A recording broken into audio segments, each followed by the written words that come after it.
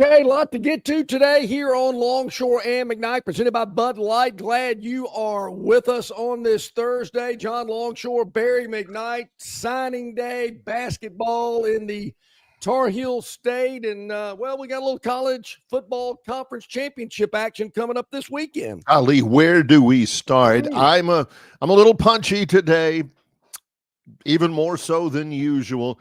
I had a basketball game yesterday at noon. Troy women, they won big, and then had some other stuff to do. But I was ready, I thought, for the 6 o'clock, 6:15 start time of the doubleheader that I was committed to watching every bit of it. Yep. Alabama versus North Carolina.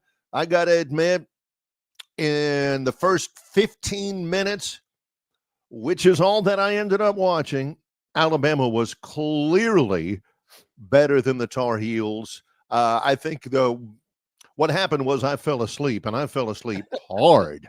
Not anything indication against Alabama, but, man, it's been a long football season. I got to catch up on my sleep. And I think they were leading by 11 when I fell asleep, and, of course, they end up winning by double digits, by 15, score 94 in Chapel Hill. But I was awake up until about 11-something. As soon as that game ended between Auburn and Duke, lights out, gone to sleep. Yeah.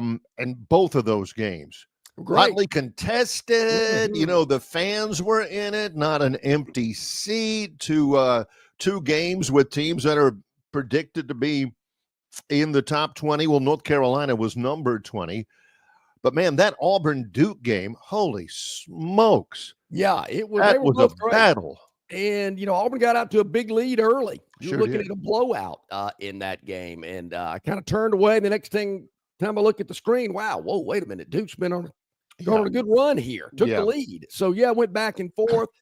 Very entertaining. The ACC, SEC dual matchups. I hope it continues. I like to see more of it. I mean, do we only have to do it once a season? Can we not do it twice and have a home and away with these deals? But the SEC, known as a football school, a football conference, and the ACC known as a basketball conference. You never know it by the final tally of how many wins the SEC chalked up against the SEC. The final tally: Auburn lost and Kentucky lost, and that's it.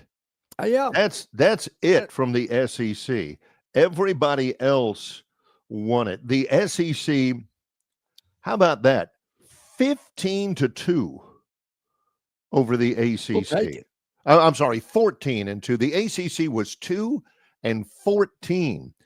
And the thing that made it worse is when I'm watching it, you see these commercials for the ACC in their ACC. They had some catchword, the preeminent basketball conference in the country. And, they can't, it's too late for them to make up a new commercial or anything like that. But goodness, the SEC dominated. The Auburn, first the quick takeaways. I was surprised when I saw on the chat line earlier this week, somebody was asking, hey, do LeBaron Philon and Aiden Holloway, do they need to be playing instead of Mark Sears? And I've been following the Alabama games. I know Sears hasn't shot it like he shot it last year, but he will. And I'm thinking, this guy's an All-American. This guy almost carried you last year by himself to the Final Four, had a big win against North Carolina. Then what's the story? Well, he looked good to me last night. That's my biggest takeaway. Maybe Mark Sears is back if he had ever left. He had 20 in that game. And again, what I always am impressed with him on both ends of the court, I think he's a really good defender, is that he dictates the tempo of everything when he's out there on the floor and playing well. Oh, yeah. Yeah, no doubt. Yeah, and, you're going to have some down nights. I mean, it happens. But he ain't going to have many. I'm just telling you. Uh-oh. I think we lost John's audio. I hope we didn't lose John's audio. We'll have to check that. Somebody advise, can you hear John? Because I cannot. Okay, yeah, there we go. The takeaway from the Auburn-Duke game, yet Auburn got off to a big start. The two positives, three, that I saw about Duke is they had a freshman guard who hadn't been playing much. His name is Isaiah Evans. He hit 6 3-pointers in the first half, and that was it. The other one was Cooper Flagg is really good. He's a freshman. He's not super flashy. He's very, very fundamental, but he does what he wants to out there. And I want to go Ryan Williams on him. They kept saying over, he's 17 years old, 17-year-old freshman. He looked good to me. He was everything I thought he was supposed to be. And the third thing is that Duke can really defend. I think I saw a graphic at the beginning of the game with Schulman and with Jay Billis. Auburn was the number one most efficient scoring team in the country, and Duke was the number one defensive efficiency team in the country. Well, Duke can flat out defend. They made adjustments. Auburn got out to the hot start. Kelly was hitting threes. Miles Kelly was hitting threes early. Well, that stopped. And, Auburn played hard. The atmosphere was crazy. But Duke defensively really just kind of slowed them down. So, see if we can get John in on here. Nope. Still nothing from John. We'll try to get that worked out here. Also, of course, yesterday in college basketball, that wasn't it. Both of those games were terrific, even though Alabama was clearly better than North Carolina. It was just a really good showcase for college basketball in December before, the football season's over with. Dean Dome, those fans, I've been there before. My mother used to work at the University of North Carolina, so I spent a little time there in an old Carmichael Auditorium.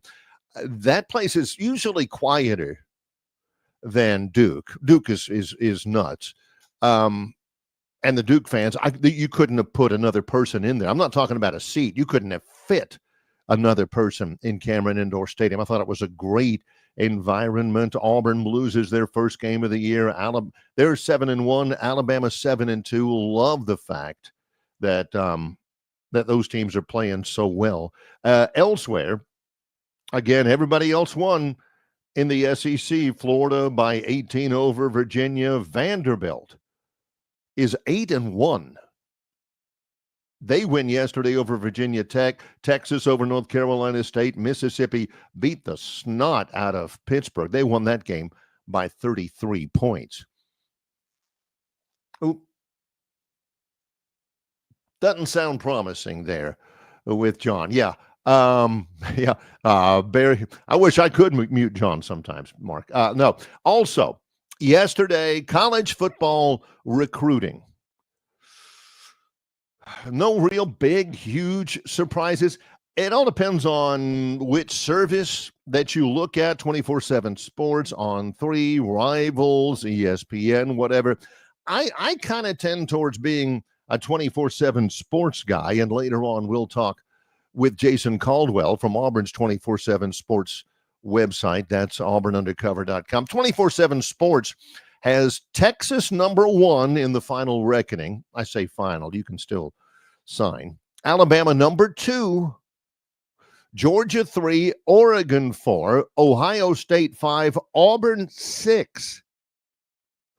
Michigan closed strong. They ended up having 23 commitments, I think. Because they got a big surge in NIL money. LSU 8, Texas A&M 9, Tennessee 10, Florida 11. So you take those top 11 247sports.com, 3, 4, 5, 6, 7 of 11. 7 of the 11 that finished in the top of the recruiting ranking, 7 of them are from the SEC. The rich just gets richer. It just means more.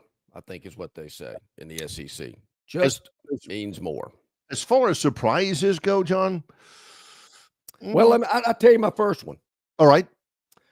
Philip Marshall. It's not what I was expecting today. Not what I was expecting. I know the basketball team suffered their first loss.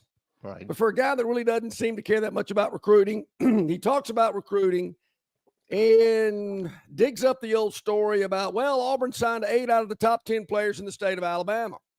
That's great. That's wonderful.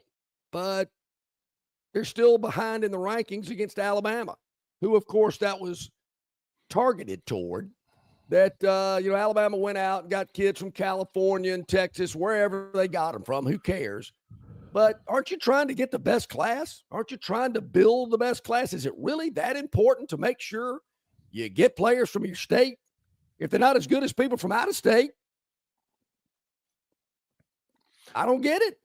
Now, I know the old Pat Dye philosophy was put a wall around Georgia, Northwest Florida, and Alabama and go at it. Yep. Okay, go for it. But to criticize and to insinuate, well, they just don't have as much heart, doesn't mean as much to them for kids that live in California. Does it mean that much to any kid today in NIL and transfers and opt-outs? I mean, are we going back to they want to put on that navy blue jersey and they grew up wanting to walk on Pat Dye Field? Really? I'm asking, do kids still want to do that? I don't know. I was very surprised by that. Hey, don't get me wrong. Great recruiting class. Hugh Freeze has put together some great classes. I said it before they hired him. This is the guy you got to get. He knows how to recruit in the SEC. He knows what Auburn wants. You got to be patient.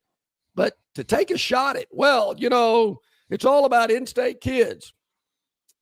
Oh, okay. We'll see. I don't understand that logic. Philip. I've dealt with John and Philip for forever. I wonder if John, slides, 2% of his salary to Philip. I have never been comfortable in feeling like I need to defend Philip Marshall because I cannot stress this enough. I don't give two toots about Philip Marshall. Not one. We have this zero-hate relationship for the long history of reading Philip since I was in junior high school. I guess I just wasn't expecting that today. Well, just kind of went, whoa, wait a minute. But that's what I pay my $9.95 for, everybody. Maybe it had something to do with the fact that Auburn had been getting their brains out in state for years, and this was the first year that they didn't. They actually did really well in state. So.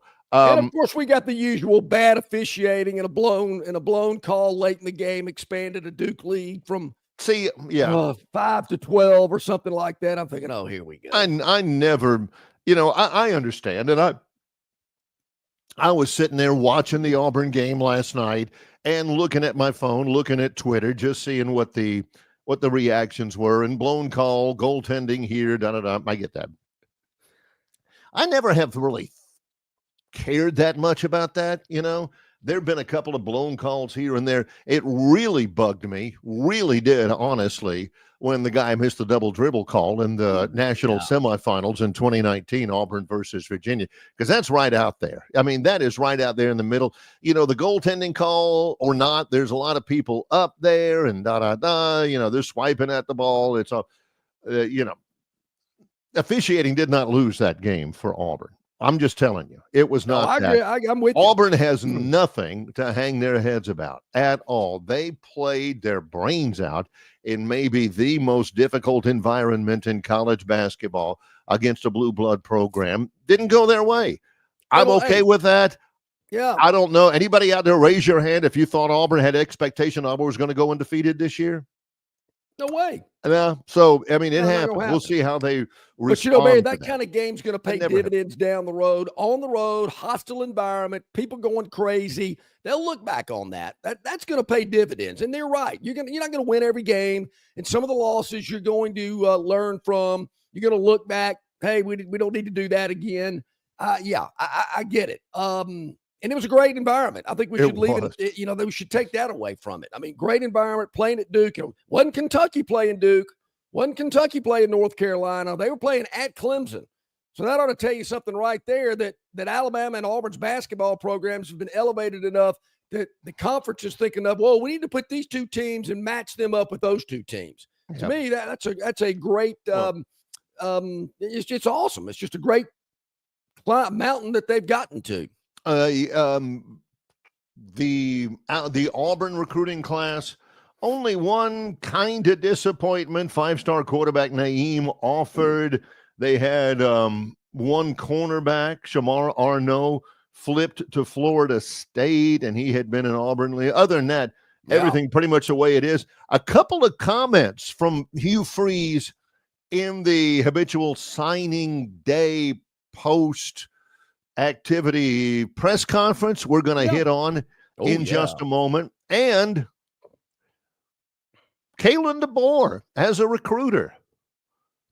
What do you think? Much respect. Everybody had been, well, he's never recruited in the Southeast and blah, blah, blah. Said that about Harsin, too. Turned out to be right. DeBoer, on the other hand, I'm impressed. Well, right? and DeBoer touched on it. Somebody asked him about in-state guys. And, obviously they got into the game late, no doubt. They hadn't established the relationships that a lot of these other coaches have been able to do, had longer to work with these kids and form relationships with them. And I know that's, certainly something they're not going to overlook. They're not going to always, bypass in-state and regional talent. I know that's one of their goals in the upcoming class. But, pretty good. But one thing you got to look for, we touched on this earlier this week, Barry, those Texas people, they think pretty highly of themselves, and they're waltzing into Atlanta on Saturday. Well, they also waltzed to the number one spot in the recruiting rankings as well. Yeah. They know what they're doing over there. One quick thing as we go to break. Hugh Freeze said this about his signing class, which, again, is anywhere between 6 on Rivals, on 3 has got him up there, top 10. Usually the top 10 signing classes are not a whole lot of difference. Freeze said this, Auburn fans. He says, real excited, good day for us. I've been clear since my arrival that I thought it would take 3 top 10 classes to overhaul our roster. I don't disagree. I don't disagree. Patience. I think so. John has been preaching it. Yes. Patience with all this. John, like Kobe once said famously after the Lakers went up 3-0 in the series, and somebody says, you don't look very happy. He said, job's not done. No, job's not done. Let's dive into that a little deeper after this first break. Also, Jason Caldwell from Auburn Undercover at the bottom of this hour. Rodney Orr, the Tiger Insider, at the top of the next hour. Bart Heisch, our resident college basketball expert, going to join us at the bottom of hour number 2, member of the Mississippi State Final Four team. We'll talk to Bart about last night and what he thinks the season will shape up like. Got a lot going on. The Dreamland Pick 3s. Get them in. Longshore and McKnight at gmail.com. Also, you can get in on the chat, sponsored by River Region Straw. A lot to touch on today, and we want to get your thoughts and opinions about it as well. It's Longshore and McKnight in conjunction with Yellowhammer News, and it's brought to you by Bud Light. Shopping for a budget-friendly, reliable used car, or maybe a stunning new Chrysler, Dodge, Jeep, or Ram? Well, in Prattville, it's always a process that starts with the team of professionals from Stiver CDJR. Thanks to years of experience helping others in the local community enjoy premium service, low prices, and access to a wealth of amazing new and used cars, it's safe to say that Stiver's Chrysler Dodge Jeep Ram is the name to beat in Prattville. But hey, just don't take my word for it. Experience the Stiver's difference for yourself. Prices that will not be beat. A huge inventory and knowledgeable, helpful sales associates.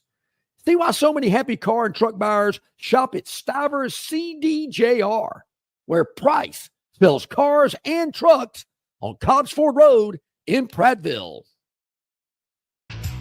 Welcome to the holidays. They're officially here. Time for tradition, family gatherings, meals, and the annual scramble of searching for those last-minute gifts. Speaking of gifts, this season Budweiser's got your back. Head to the store right now and look for our specials. Why go all over town looking for that perfect gift when Budweiser takes care of everyone in one convenient ice-cold package?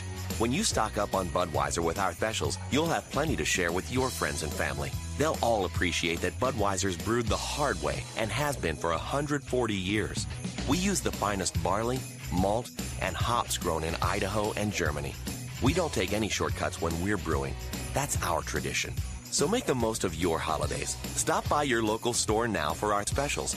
Grab enough Budweiser for yourself, your friends, and your family. It's a new holiday tradition everyone can enjoy together. Enjoy responsibly. Anheuser-Busch Budweiser Beer, St. Louis, Missouri. Local Welcome banking to the expertise, holidays. the newest They're innovations officially here. and technology, personal attention, genuine hospitality. It's all just part of the Riverbank and Trust difference. They invite you to experience it for yourself.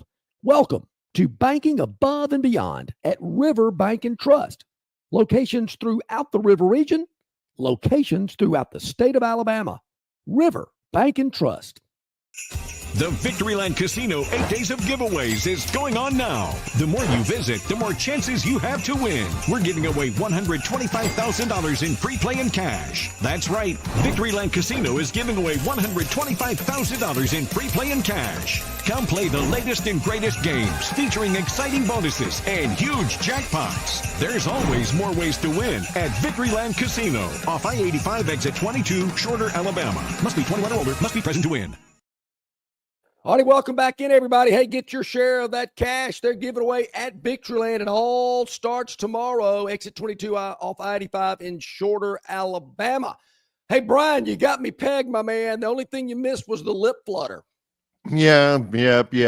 Anytime there's Philip, there's always that. Also, this on our chat line presented by Kenny and the staff at River Region Straw. Call him up for that premium firewood at 669-5959. I'll read this from Bill from Baltimore, 716 this morning, even though I'm not crazy about the first two words. Okay, let's hear it. He says, John's right. All right, we'll keep going. John's right. It's a great game for learning and growth. For Auburn and Alabama, it's a great memory to say you've played at UNC and Duke. That's correct. Do you buy that? Oh, well, kids, one time I played, I think Duke played Winthrop the week before, and they played like East Tennessee State or something like that. Yeah, I played. We got beat, but yeah. You know, Bill, I do think last night was a learning. I think going to Maui and playing those teams, Bama going out to Vegas and playing who they played, but going into the Dean Dome, which I see it's Roy Williams Court now. I didn't know that. I saw that in the court last night. Yeah. Going into Cameron, you know, I thought Auburn would win the game. They wouldn't be intimidated. I mean, they're used to playing in a small arena anyway. Right. Which is true. There is no doubt. And I thought that, you know, that wouldn't be a problem, but they're going to look back at that. Look, nobody's going undefeated. It ain't going to happen. You're going to lose some games. There's too many games. Too many hard games. The schedule definitely has been ramped up. Yeah. I think last night was okay. I mean, yeah, they got out to a big lead and then it kind of, you know, it slipped away from them, but you learn from that type of stuff. As Pearl said, they played their B game last night. And, you know, can't do it. Well, you can't do it. Now, so many times I have to watch what I say here on this program because there's layers and subtext. Yeah, some people have filters on this program, John. I can't fully agree with Bill because I know what it'll lead to. He says, for Auburn and Alabama, it's a great memory to say you've played at UNC and Duke. If I spend too much time on that or even agree with Bill, then sooner or later, I know we're going to hear, see, Barry, that's what I keep telling you about why Auburn needs to play football at Notre Dame. Boom. Perfect, Bill. I can't agree with that because thinking that. Yeah. Oh, I know. Believe me, 27 years together. I'm thinking I can't fully subscribe to that because, John, it's the experience to tell your grandkids by the fireside on your knee. Well, son, I played in South Bend at Notre Dame one. Really, Dad? Yeah. Tell me more about it. No, Granddad, you know, yeah, sure. You know, Barry, my father went to the game in the 70s when Ozzie Newsome played a great game. It was freezing cold in South Bend. I didn't make the trip, didn't get invited, couldn't tag along. I was about, 11 at the time, 12 maybe, I guess.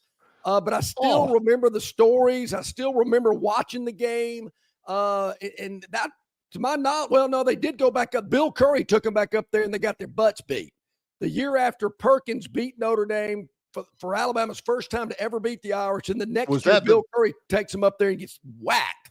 Was that the Burline-Bennett game at Legion Field? The year before, the first one. They won that one. Then the next year they got okay in South Bend. Oh, I can't. John always says, wouldn't it sort of mean something to Auburn to say, yeah, we played the Fighting Irish in South Bend. Well, did you win? It doesn't matter. We played. I'm pulling for him, Barry. You know me. I mean, I've been pulling for that Auburn Notre Dame game as long as we've known each other. I tell you, one day. He has a dream. I do have a dream. It is going to happen one day, and the Auburn faithful are going to be very happy about it. Okay. They're also going to be very happy, Barry, if they listen to their head football coach. Look, I'll agree with Philip on this one. Hugh Freeze had zero to work with when he stepped in at Auburn as the head coach. Brian Harsin basically burned that program down. It was in shambles. It's going to take 3 years minimum. You got to build. It's a building block, and he's got 2 of the blocks in place. He needs one more, depth. It's all about depth. It's all about having enough talented impact difference makers on your roster. He's getting there. He ain't talking about 20. Doesn't have the level of the Georgias, Texases, and Alabamas. John is not talking about, hey, get your 22 starters out there and you're fine. No, you need quality depth these days. And a couple of things that Freeze said about it. Again, no, they didn't roll Toomer's Corner yesterday for top 7 class. But he did say this, it's been clear since my arrival, I thought it would take 3 top 10 classes to overhaul our roster. And he said this, one of the things I think was most critical was the excitement of our fans, even going through a difficult season. I couldn't agree with that more. They were on their way to, what is it, Bob from Pike Rook, their 4th straight losing season. The quarterback play was subpar. They couldn't get out of their way in a couple of Vanderbilt and all that. But they're still out there. 87-214, all out there, Recruits see that, and they think, man, they're losing by 2 touchdowns here, and those fans are going crazy. I've said it forever. Yeah. Auburn fans are the most loyal fan base I know. And I don't know every fan base, but I see a lot of them on TV and around and about. Auburn, to me, has always been the most loyal. Jordan Hare is the most electric. It's the loudest. It's the most exciting. No matter if they're playing Alabama or they're playing LSU or Georgia, the place is always rocking. And you see what's been going on over there for the last 4 seasons.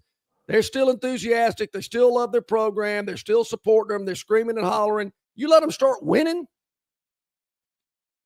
then see what's going to happen. That's exactly right. A couple of other things from Freeze. This is a new one on me. Freeze said that some of his commitments, some of the guys who had committed to Auburn told him that other coaching staffs said Freeze was stepping down at Auburn due to health reasons. I don't know. Now I commented, it was on social media, that I thought Freeze did not look great in the Iron Bowl, but mostly that's, maybe shave would be good. Yeah. Maybe once in a while. The orange drab, bulky, baggy hoodie wasn't exactly flattering. Isn't Auburn about to be a Nike school? Aren't they dropping Under Armour? They're about to. They are about to do that. Yeah, maybe Nike will provide some more colorful, up-to-date attire for Hugh Freeze to wear, because I'm with you, some of that. And DeBoer, we've talked about him. I'm with you, Barry. I thought Freeze in the middle of the season, was it the Kentucky game? He got food poisoning and had to go later. The team went on a Friday, and he went Saturday morning, I believe. I'd forgotten about that. You're exactly right. That's a good But I've kind of thought all year that there were signs just to me. Look, I was only in med school one day. Or was that pre-law? I can't remember. Anyway. Yeah, neither can they. Yeah, pre-law, pre-med. All right. So I'm no doctor, but I just thought, man, he doesn't look good. It doesn't look like he feels good. Just, his face, his eyes, whatever, but hopefully everything's okay. Yep. Well, when we come back, Jason Caldwell, goodness gracious, do we have a lot to go over with he from AuburnUndercover.com in association with Yellowhammer News. It's Longshore and McKnight, presented by Bud Light. Dixie Electric Plumbing and Air rallies for you. No matter the problem, Dixie will tackle it. They're licensed and trusted electricians, plumbers, air and garage door technicians are ready to win for you.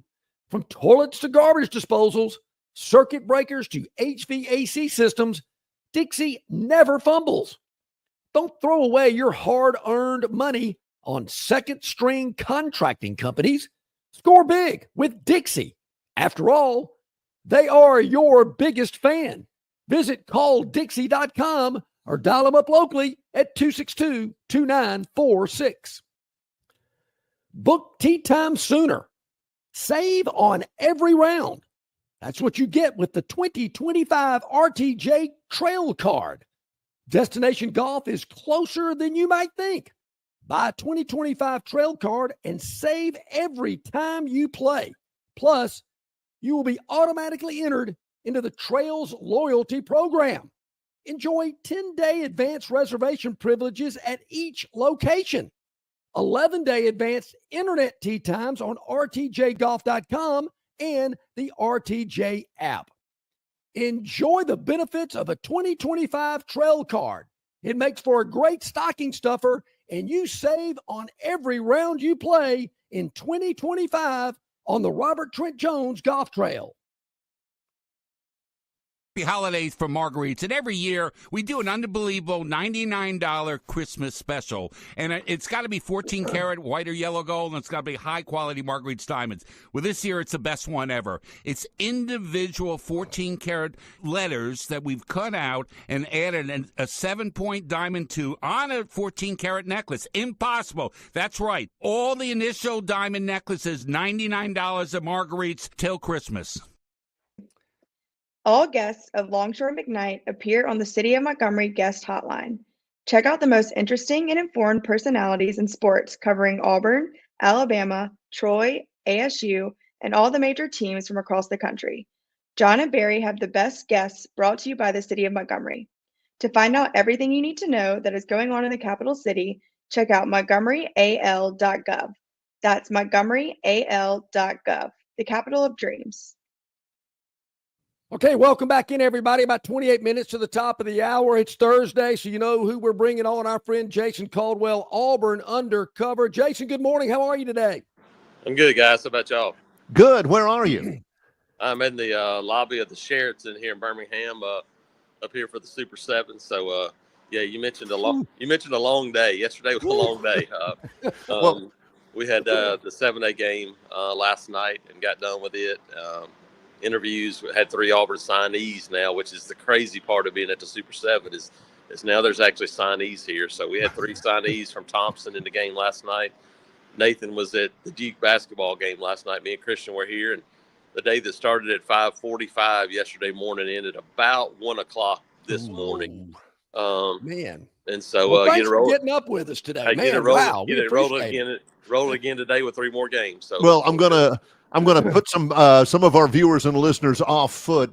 Our first visit with you after the Iron Bowl, first visit with you after National Signing Day, and I want to talk basketball. Takeaways from last night's absolute battle. Gosh, it was a college basketball showcase up at Cameron Indoor between Duke and Auburn. What'd you think? Yeah, I got to watch some of it, and then obviously go back and look at some of it and look at some of the things. And the thing that stands out to me is, I mean, it's still early season basketball, but you look at it, it's just another opportunity. I mean, you're going to lose some basketball games. I mean, you're just not going to go undefeated in this sport. And so I look at it as a game where you go, okay, you learn a little bit more about your team, learn a little bit more. That's 2 teams that have been absolutely tested already this season and playing 7 or 8 games. And to go up there and battle in a place like that and go toe-to-toe. And I think you look at it and go, sometimes, you make your own breaks. Do you get some kind of a loose ball and hits a long 3 in a 2-point game there late? And it really kind of, I thought extended things a little bit where Auburn had a chance right there. And so, but you look at it and go, yeah, can you do some things better? Obviously, defensively, it wasn't Auburn's best effort. But I think it's another step for a program and for a team that I believe a game like that shows you that at the end of the year, once again, this is a team that's going to be there and have a chance to compete with anybody.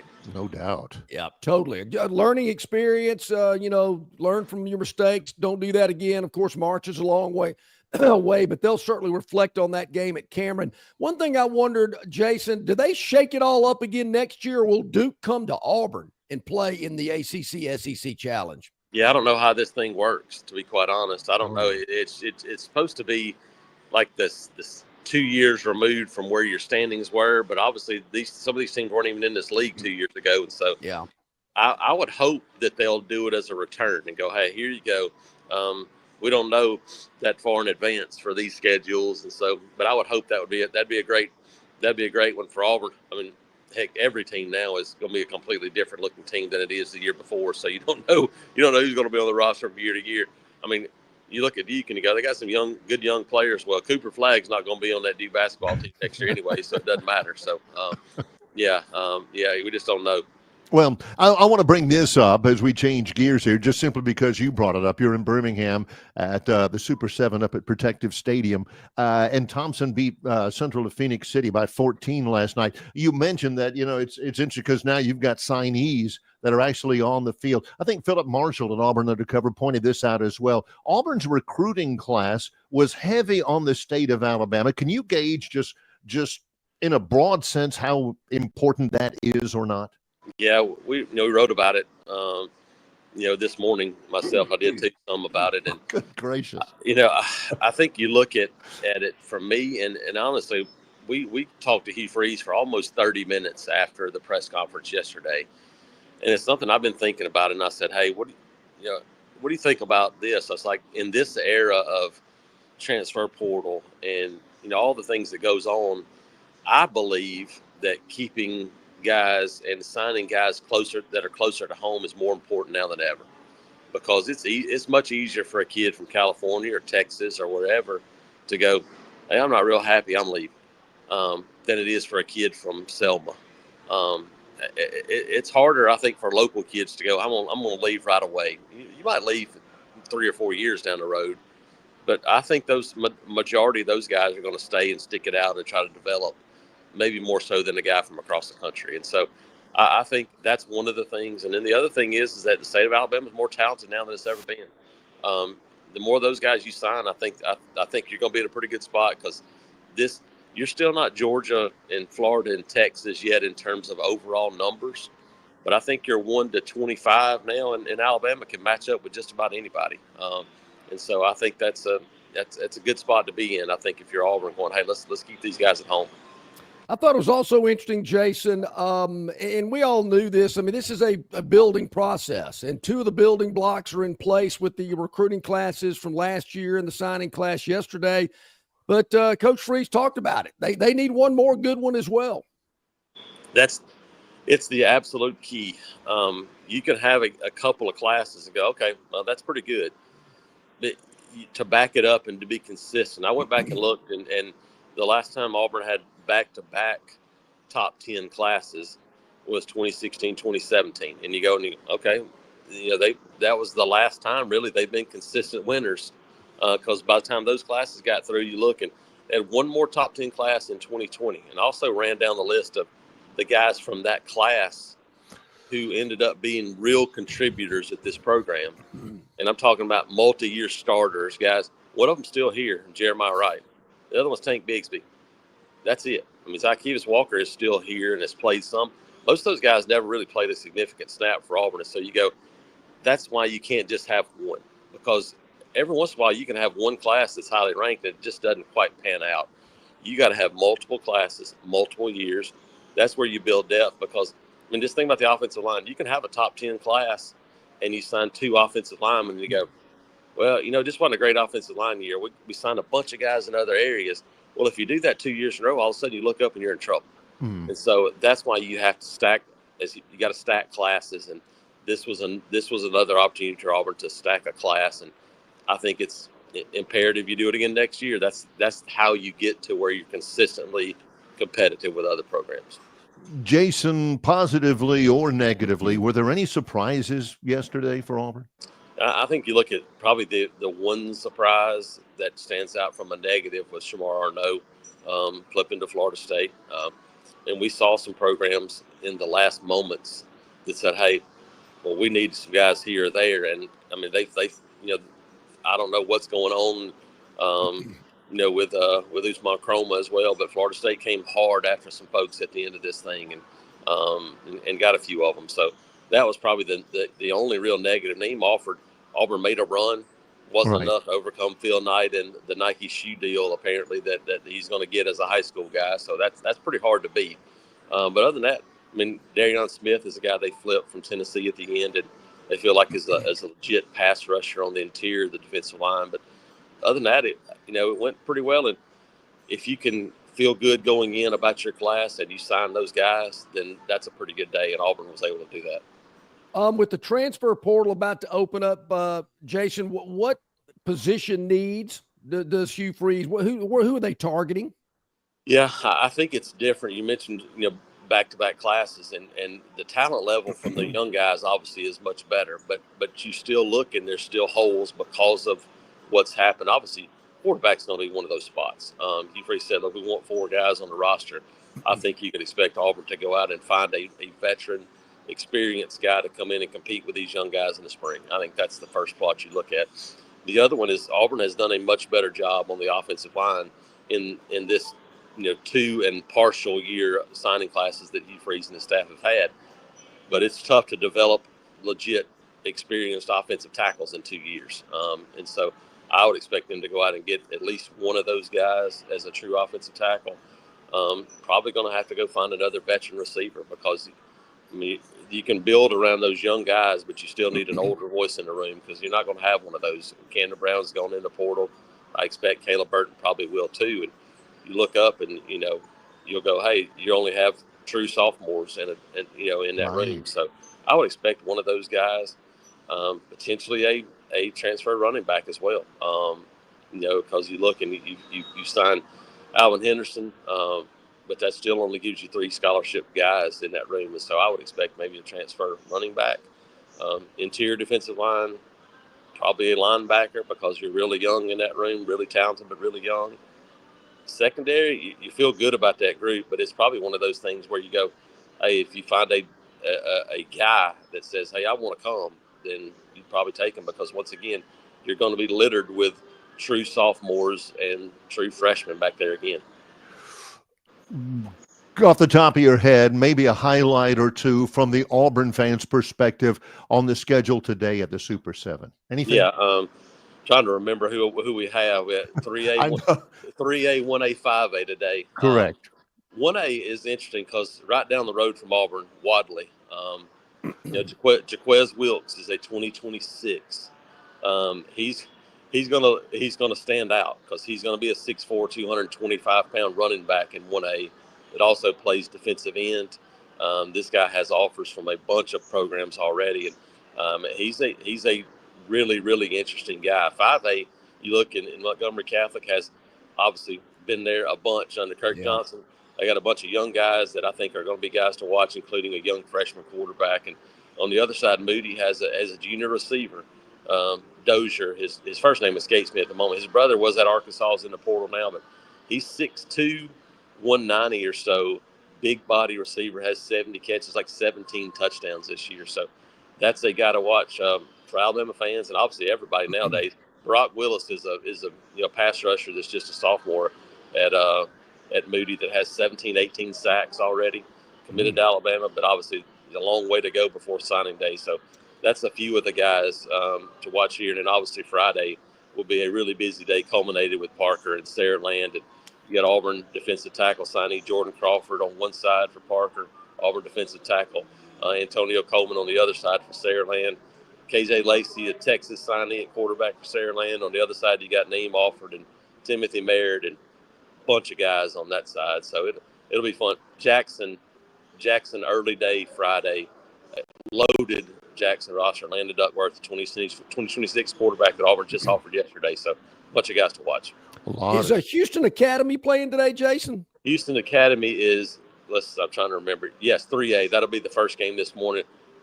That's going to be a fun game. That's a team that can really score, can do some things. And so looking forward to seeing that really athletic quarterback that can sling it. And got one of those tomorrow with Tuscaloosa Academy as well, another quarterback that can put up some big numbers. So there'll be some game. Hopefully the weather clears out. It's a little rainy this morning, and it'll be really cold the next 2 nights. Ooh. So ready to layer up. Well, I appreciate the breakdown of Houston Academy. I've got a niece that's a cheerleader for Houston Academy. So I said I would mention them today on the show. They throw it a bunch. Really good. I mean, quarterback's a really good player. I think, like I said, him and the quarterback at Tuscaloosa Academy are going to be 2 guys this week that I think people even go, those are pretty interesting guys. I think small school guys, but in this day and age, could be one of these guys that even an SEC school says, hey, take one of those last scholarships. Maybe we'll help you with a little NIL, something like that, to be a second quarterback in a class. Maybe this is their opportunity to showcase themselves. Take a shot for sure. Boy, we know you have reached peak level of being busy, Jason, without much sleep. Thank you so much for the time this morning. It means a bunch to us. Thanks, guys. Appreciate it. All right, buddy. Thank you so much. Jason Caldwell, Auburn Undercover. You can check him out at Auburn Undercover and all other social media platforms. He is everywhere, not only with Super 7 football, with recruiting, basketball. If it's happening, Jason's going to be on top of it. Yep. Also, we've had a couple of questions here about this. The Super 7, I've done those games before when they were at Jordan-Hare. They're at Protective Stadium right now. Love that stuff. Sarah Land and Parker, Catholic wins yesterday, I believe, over Moody. Maybe that was they got girl flag football, which is killing me. Jackson versus Cherokee County. The 3A is Houston Academy versus Mars Hill Bible. I love that. Mars, where is that? I've heard of that school. That is up in northeast Alabama. It's very small. Troy has a starting wide receiver, a great kid named Peyton Higgins. That's from Mars Hill Bible. Reeltown versus Tuscaloosa Academy in 2A. And Jason mentioned Wadley is playing in 1A against Maplesville. So, yeah, man, we appreciate Jason's time for sure. I think Chris the Bammer kind of knows our routine here. He's thinking to himself, it's not time for a break yet. We got time. Rodney's coming up in about 10 minutes. Spin the wheel. Yeah, I was thinking the same thing, Chris. I'm with you, my man. We got to do that coming up. Chris he's always, I think sometimes he does that just to get a reaction. What did PM have to say? What are the Aubs up to? Well, I knocked that out in the first segment. I mean, Philip knows how to get me. He knows how to push my buttons, Barry. He does. He knows. He's over John typing reads away. Too much into Philip Marshall. Philip's about 77, and he just da-da-da-da-da. So John's like, he must mean this. He must mean that. Philip means that he's got to write 1,500 words so he can go back to bed. That's what Philip means. Wow. Yeah. Man, I don't know. I love it. It's good stuff. I really appreciate the chats on our River Region Straw chat line. Also, you can email us. Man, we got some good email. Coach has emailed. Ooh, hey. Yep. Coach has emailed. I think Mark might have emailed as well. No, Roy. Six Pack has emailed. Six Pack emailed, as did Ed. But Ed's got some questions. All right, we'll get that before we go to break. Coming up in just a moment. Longshore and McKnight at gmail.com. He says, good morning, men. 2 takeaways from yesterday. Number 1, I was impressed with Auburn basketball on the Duke game environment, and the buildup was not too big for them, which is a credit to Bruce Pearl and the staff. Number 2, if any team other than the University of Alabama Tuscaloosa campus finishes number 1 in recruiting, they're just really opening the NIL bag. If Bama finished number 1 in recruiting, they don't pay much because kids just want to put on the crimson uniform. Bama fans are worse than Philip Marshall. That is from Coach. Yeah, wow. We got it. Longshore and McKnight at gmail.com. We got a couple of chats in about that. I think one was from our good friend John Cannon, if I remember correctly. He was talking about you can't out recruit. Yeah, here is Brian back at 718 says you can't out recruit money. And right underneath it, Kirk Lehman, he says, Brian, you're right. You can't out recruit dollars. Is the point is why you say that because in the rankings, Oregon and Texas, in some rankings, finished ahead of Alabama. Is that the mindset? Is that, well, Oregon got this kid because they offered him more money? We don't have to do that. And number one, it ain't illegal anymore. We still have some of the old guys that say, yeah, Auburn's gone back to the old way of recruiting. Well, the old way is the now way. Everybody's doing it now, and there's nothing wrong with it. I mean, you can literally walk up to a recruit and hand him a contract that you're going to pay him X amount of money in front of an NCAA official and smile at him and walk away. I do wonder, Barry, and I'm going to want to ask Rodney this in about 10 minutes or so. I mean, to me, Texas has a lot to offer. They hadn't recruited well prior to Sarkisian like they're recruiting now. Is it money? Right. Is it just he's a better recruiter? But, I mean, you see Alabama and Georgia ahead of Oregon, ahead of Ohio State, ahead of Michigan, teams that are known to, spend the money. I mean, Ohio State had a $20 million roster. Phil Knight at Oregon spends whatever. I mean, you got a guy spending $10 million on a quarterback in Michigan. So it does look like Georgia and Alabama and Auburn, for that matter. I mean, they're in the 6th spot. They're holding their own pretty well, kind of doing it the old-fashioned way. Sure, they're spending some money, but they're not doing it at the level that those programs are. Yeah, and I think Jason made a good point about the fact sometimes you get a guy from a long way away and they get homesick, or they say, well, the heck with this. I'm going back and I'm playing at a school closer to home. My family can't see me, all that kind of stuff. But really, when you look at the entirety of it all, the kids, and it's not everybody, the kids who are just looking for the money. Brian Kelly was talking about this for LSU yesterday. There are kids out there, man, I don't need to see your campus. You kidding me? Show me your course catalog. Spare me. Show me how much money am I going to be making? How much money are you going to pay me? How much money will I be getting for going to your school? And how much loyalty does that bring? Not much. That's just a fact. Yeah. If all of a sudden you're not playing as much as you thought you should, and your coach comes up and says, hey, next year we're going to cut your NIL money. How much are they going to say, well, I'm committed to this program, coach? No, they're not going to do that. Barry, you hear about, walk-ons, and they could be kind of shown the door as well. Yeah. I mean, you're going to continue to see transition, roster movement.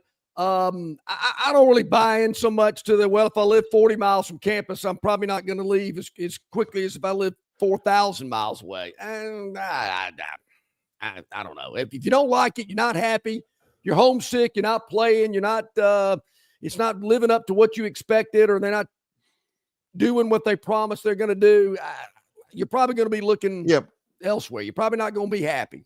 And all that's a generalization anyway. It's a case-by-case basis. I think, you're probably right. I remember and I grew up in a Florida family, Gators everywhere.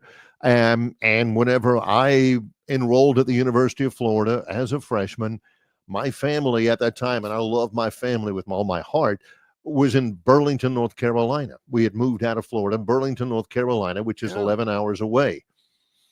And I was kind of worried about that. I've been a homebody. We've moved around so much and all that. Man, I moved to Gainesville, and I didn't think about going home. I was perfectly fine, and I love my family. So, I mean, it is a different thing for everybody, no believe doubt. me. Yeah. Do we have a time to spin the wheel before we go to the break and get Rodney let's do that. On from Tighter Insider? We can maybe see what – I know Chris is chomping at the bit. Well, we've had – Chris, you got to understand, we've had big basketball last night, National Signing Day. We haven't even talked about the college football playoff today. We have Alabama fans spend a little time to make a little extra credit study and look and see, okay, now that I've had a day or two to reflect and get the emotion out of it all, how do I really feel about Alabama's chances? We haven't even touched upon that. I know, But and I guarantee you in about 5 minutes we will. Yeah, a lot of conversation about that possible college football playoff position. We'll know for sure on Sunday. What do you say we load it up? I think Gern's got the wheel loaded. He's testing it out to today. see if it's squeaky today. Got enough oil on it, so let's check it out. Here we go. Spin that wheel, Gern. See what we got. Our Victoryland 777 topic wheel. First spin of the day is going to land on. Ooh, I mean, okay. Oh, man, that might be the closest we've ever had it. Yeah. All right, college. That is conference. Was that was college football playoff thoughts? I believe was the topic. CFP, I believe, is that was like the chain link game. I want to take a look at that. Was that really a first down? Oh, college. That was close. But hey, the wheel doesn't lie, Barry. Oh, no, wheel don't lie. Neither do hips.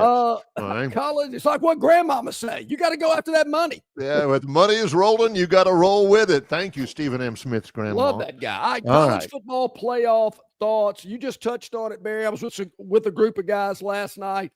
That was all that was being discussed. Now, the game was on. Bama, North Carolina was on. A lot of people watching the game, but a lot of games, yes. athletic competition, but Correct. no. Yes. Had one eye on the game and one eye on. Now, really, do you think they got a chance? Really? And it just seems that, you don't want to think you're getting that Red Ryder BB gun and you don't get it. You think it's coming, but you don't talk yourself into it because you want it so bad. That's I've right. been really good. I've taken out the trash just about every time Mom told me to. My room's not as messy as it has been. I've really been good. I know that she was sneaking in the house the other day. I bet it was for my present. Talk yourself into it. Here's the question that I've really been thinking about a lot and had a lot of people ask me this. This was a big talking point. Mm-hmm. The big thing is if SMU beats Clemson, Alabama's in. What are your thoughts today, 48 hours after this first started coming up, that Alabama still gets in if Clemson wins? I don't see how. Let me try to even think of a hypothesis. Okay, Clemson gets in, and they get into the top 4 as a conference champion. That bumps somebody out of a bye into a first-round host position, and you go right down the list, and sooner or later, that's got to bump somebody out. Well, Alabama, basically, it'd be bumping SMU out. Which is not right. 2 losses and had not beaten a top 25 team. SMU, this is the flaw that I told you about way back when. I love the idea that they're incorporating conference championship games. I love that they're accenting conference championship games. But you can't have a team that is 11-1 and comfortably in. SMU's not hanging by their fingernails, comfortably in the college football playoff. To this point, they are hands down the best team in the ACC. They deserve to be number 1 in the ACC. But no, you got to play a conference championship game for the money grab. Okay, we'll play it. We'll play along our first year. We want to be good stewards of our ACC membership. We'll play one.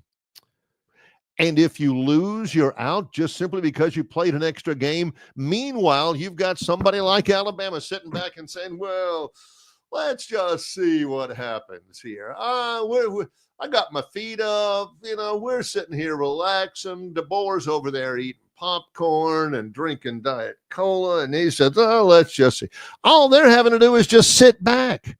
While SMU, who is comfortably in, has to play an extra game that would knock them out. In other words, if they didn't have to play a game, they'd already be making postseason plans. That part is a flaw. Well, I think Sunday, that's going to be real interesting. Well, and if Clemson wins and Alabama still gets in, the nation's going to be screaming. Well, here's what I like. If SMU wins Obviously, they'd be 12-1. They deserve to go down.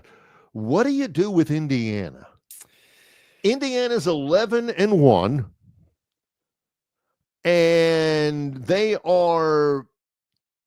only loss was on the road late against, at that time, the number 2 team in the country.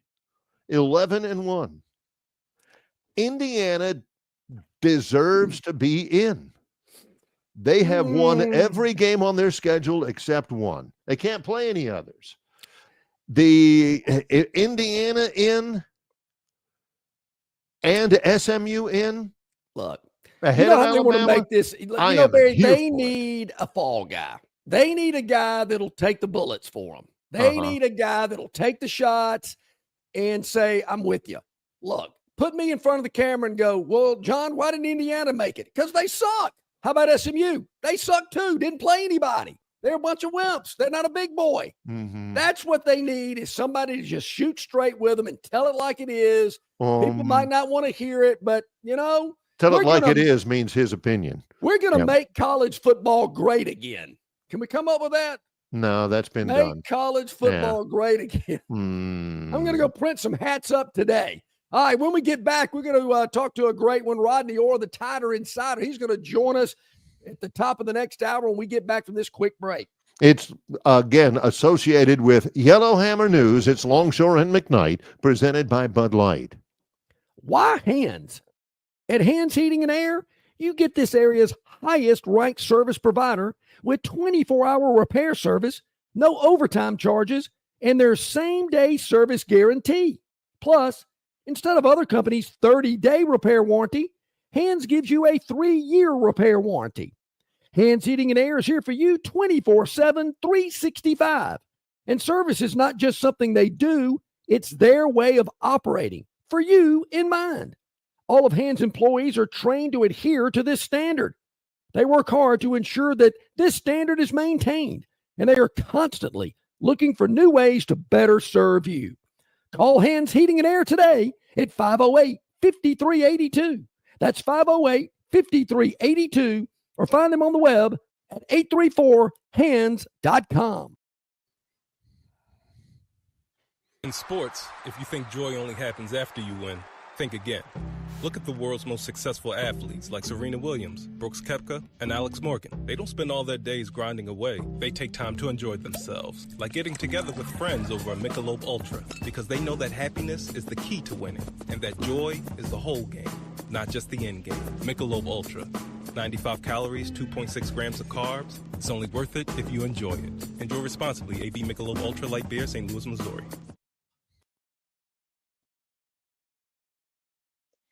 Phoenix Physical Therapy is ready to help patients recover, recharge, and rise. They develop a customized therapy plan for each patient to get them back to enjoying their favorite activities. Their experienced team is committed to providing exceptional care in a professional environment. Whether you're looking to prevent or treat an injury, recover from a recent illness, or recuperate from surgery, schedule an appointment with our clinic and take advantage of our physical therapy, athletic training, workers' comp, and employer solutions service. Experience elevated physical therapy today. Call Phoenix Physical Therapy at 239-9316. That's 239-9316. Okay, back at it here a little after the second hour of the program. Longshore and McKnight, presented by Bud Light, and our man Rodney Orr, the Tider Insider, brought to you exclusively by the Destin Connection Seafood Market, 3750 Norman Bridge Road here in Montgomery. 288-4272 is the number to call ahead. Your order will be ready for pickup. Fabulous, fresh seafood direct from the Gulf, delivered daily to the Destin Connection. It is the absolute best. You can go ahead and purchase it, or they'll cook it up for you if you like. If you're thinking about lunch today, that grilled grouper po' boy is a home run. Go for it. They'll hook you up at the Destin Connection Seafood Market. They bring you Rodney Orr, TiderInsider.com, in a busy, busy period of time, I know for sure. Welcome in, Rodney. How are you? I am doing well, guys. How about the both of you? doing really, really well. First of all, we're seeing the rankings after yesterday's National Signing Day. On 3, their composite has Alabama as the number 2 recruiting class, 4 5 stars. What do you think about it all?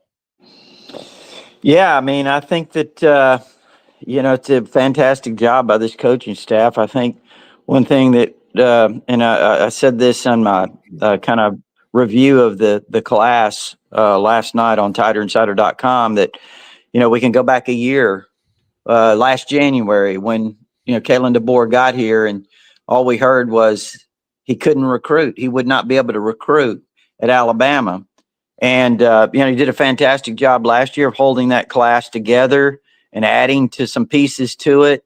And then this year, they did a really great job of attracting a lot of top players. It's not a perfect class by any means. I mean, there's some things that happened. They lost a couple of players over the last month or so that I think had they been able to hold on to them, this is clearly would have been the number 1 class. But like I said, there are some areas where I look at, and maybe you guys want to talk about them that maybe it could have been a little better. Well, that was my first question. I mean, areas of need, did they fill them? It sounds like maybe they didn't completely talk about, filling areas of need. Yeah, and again, I'm being a little critical here. I think overall, yes. I mean, you look at most of the positions, I think Alabama recruited at an extremely high level. You start at quarterback. This is the kind of guy that fits Kalen DeBoer's system. I'll share this story with you guys. Back in the spring, got a call from a source of mine out in Dallas, and he had lunch with Kalen DeBoer. And he said, "Coach, what are we going to do about a quarterback for next year?" And this is when Keelan Russell, nobody was really talking about him. He was committed to SMU. And DeBoer told him, he said, "Well, we've got a kid out here in Texas that I think might be the best high school quarterback prospect I've ever seen." And DeBoer did not name him, but my source there asked him if it happened to be Keelan Russell. And DeBoer was like, looked at him with a smile. But so they spotted him early. They identified him. They stayed on him, and they identified him as a top player. Now he's the number 2 overall rated player in this entire class. I'm talking about nationally. So that's where it starts, the good. I think obviously they did a good job with offensive linemen. They did a really good job landing Derek Meadows here at the end at wide receiver to go with Latsier Brooks. That's a good group. I like the tight ends, Caleb Edwards and Marshall Pritchett. I think they complement each other with their kind of styles are a little different. They got a great running back in A.K. Deere. They got a fantastic group of linebackers. I think they got 3 really good inside backers, Luke Metz, Abdul Sanders, and Duke Johnson. They got an outside backer that I really like, Justin Hill out of Cincinnati. They got a trio of outstanding defensive backs, 2 great corners out of California, Dejon Lee, who's the number 1 player in the state of California.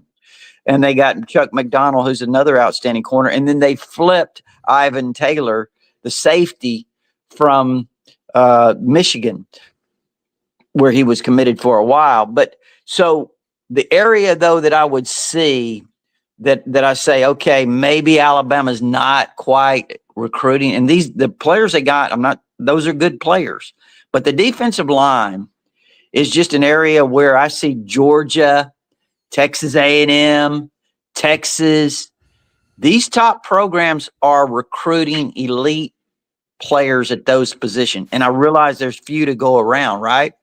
But Alabama should be recruiting those kind of guys on the defensive line. Now, again, I like London Simmons. I think he's a really good player out of Mississippi.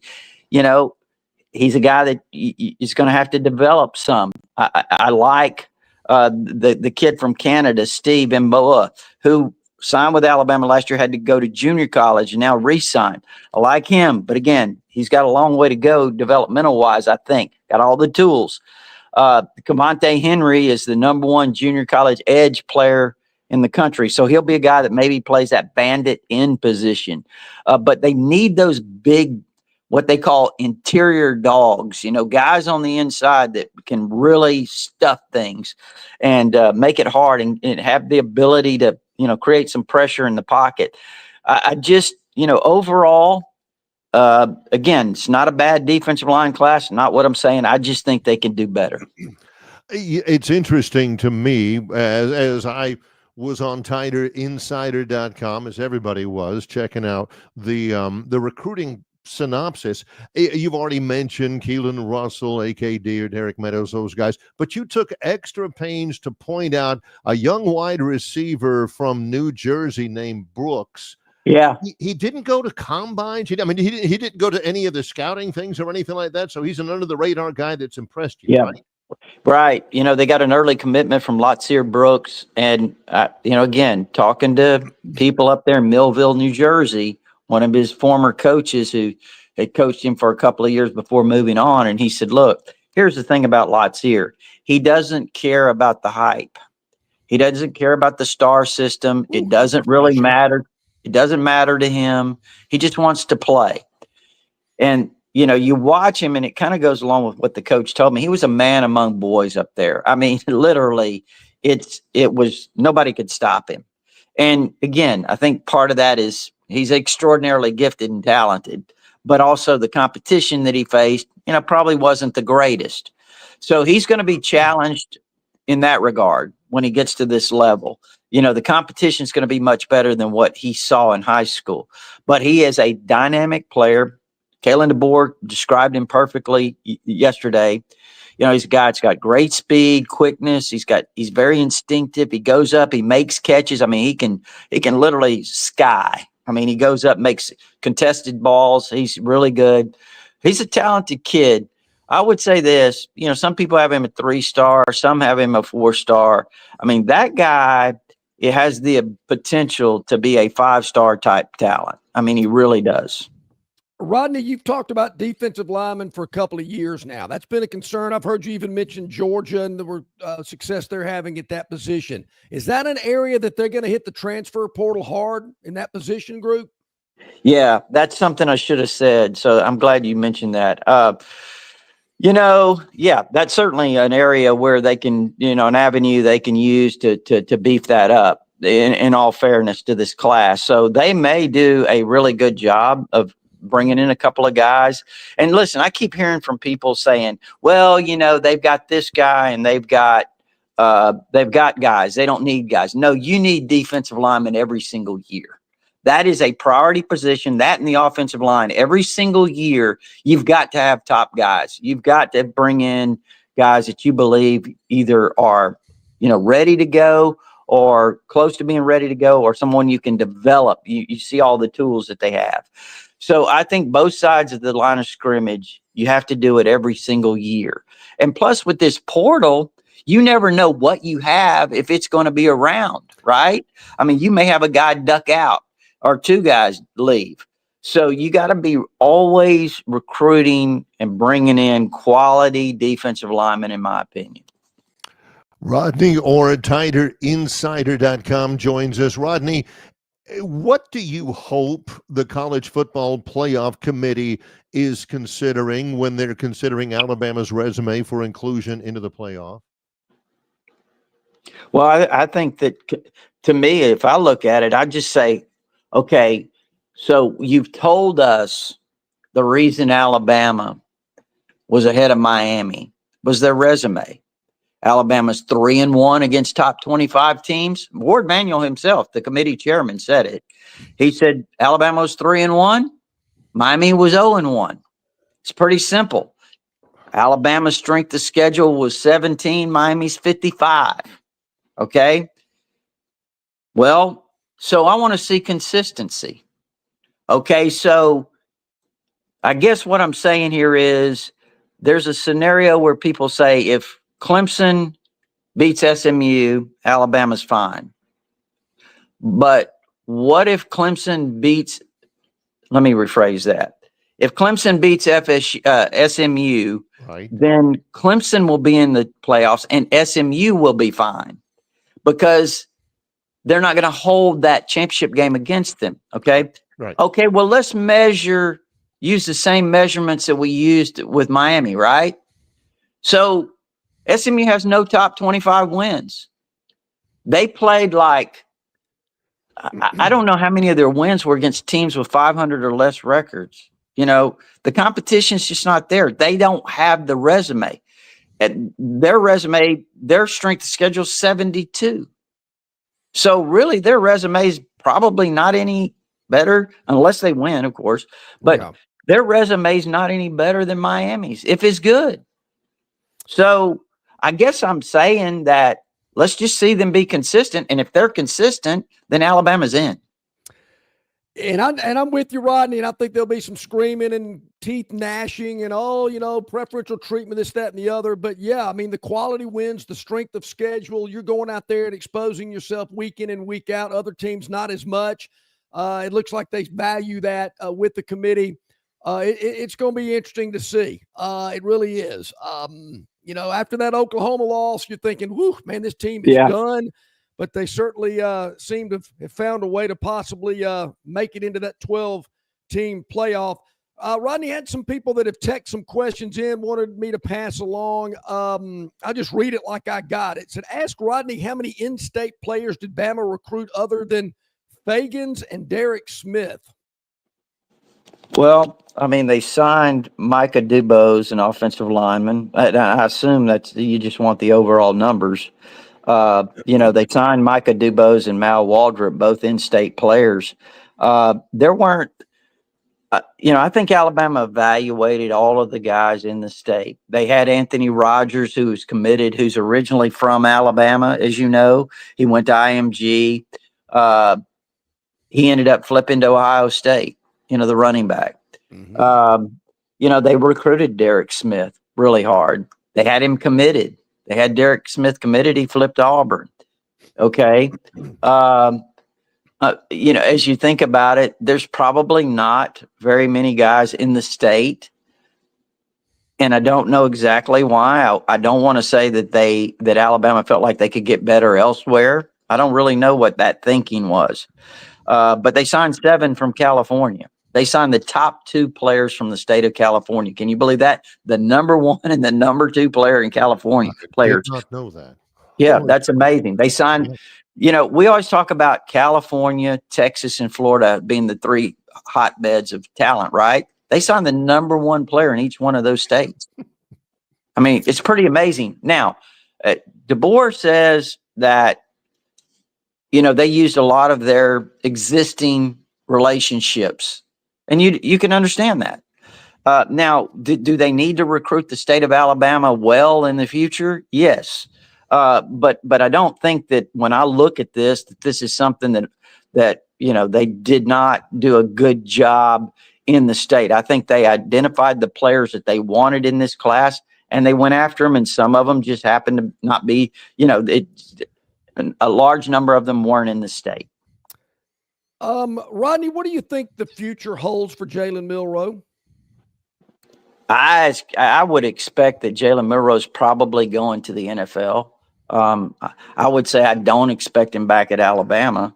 That would be my thought. And again, I don't have, the crystal ball telling me what he's thinking or going to do. But I know there's a lot of people that, ask that question, and there's a lot of people that think it's probably time for Jalen to make that decision in terms of moving on. But we'll see. Yeah, we will. What about the basketball game last night? Great environment, Dean Dome, Chapel Hill, North Carolina. We were talking about both, Auburn's game at Duke and Alabama's at North Carolina, hoping that maybe next year they'll just flip-flop it and those teams will have to come into the state of Alabama and play at Auburn and in Tuscaloosa. Yeah. No, it's great. Obviously Alabama picked up a huge win, 15 points on the road. There was a lot of concern, I know, on my board, how's Alabama going to respond going on the road at North Carolina? Because, you look at it really, and Alabama's had North Carolina's number a little bit here. Sure Nate Oates, and that's pretty amazing. But to go in and get a 15-point win on the road in a game that I know that the atmosphere there was something, it's always when you go into Chapel Hill, you can expect. But now Alabama's got 3 top 25 wins here over the last, week or so, whatever. Illinois, Houston, now North Carolina. That's pretty good right now. I think Alabama's, obviously they had 6 players in double figures last night, so they're starting to find some of that, the balance that they need. And now they've got 10 days off. Yes. They've got 10 days off to kind of rest up a little bit before their next game. Always good information, Rodney. We absolutely appreciate it. I am loving the energy on the forums as always at TigerInsider.com. And Rodney, we do want to just remind our viewers and our listeners, they can also hear our interview with you each and every week on TI. It's posted on Tiger Insider. We appreciate that. No, I appreciate it. Yeah. As soon as you get it, we certainly post it up there. And, I know that our membership there at Tiger Insider really, enjoys watching the segment. The membership at TigerInsider.com is valuable. All the information, all of the opinions, all of the conversation available in one site. Still the best bargain on the internet, I think. Rodney, tell us about it. Yeah. Well, TigerInsider.com, we haven't had a price increase in 20 years. It's been $48, since 2004 or so, and still $48. It gives you all our premium information, our all sports forum. That's our community there. We talked about the membership. That's our community of Alabama fans. And man, I'm telling you, they have been out in force, debating this playoff, talking basketball.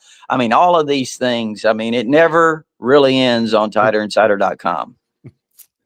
You're right about that, Rodney. We love it. Awesome. And thank you for your participation and contributions here on our program. Have a great week, Rodney. We'll talk next Thursday.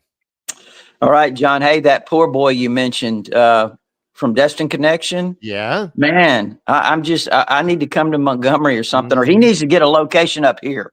Yeah, I am with you. Quickly, Rodney, I was speaking to the Kiwanis Club on Tuesday, and I had a gentleman come up to me after we were wrapping up. He says, hey, you introduced himself. He says, I met you when Rodney Orr came to town and you brought that seafood to him. I went, oh, yeah, certainly. I remember you, no doubt.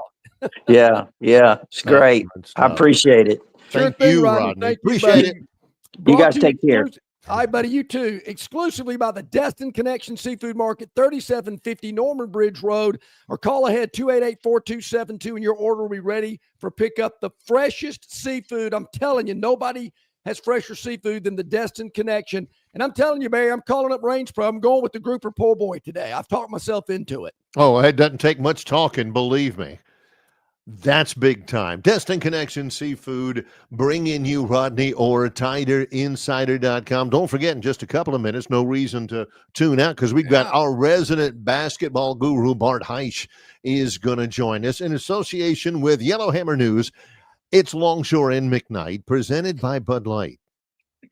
The Destin Connection Seafood Market offers the freshest seafood direct from the Gulf of Mexico with deliveries daily.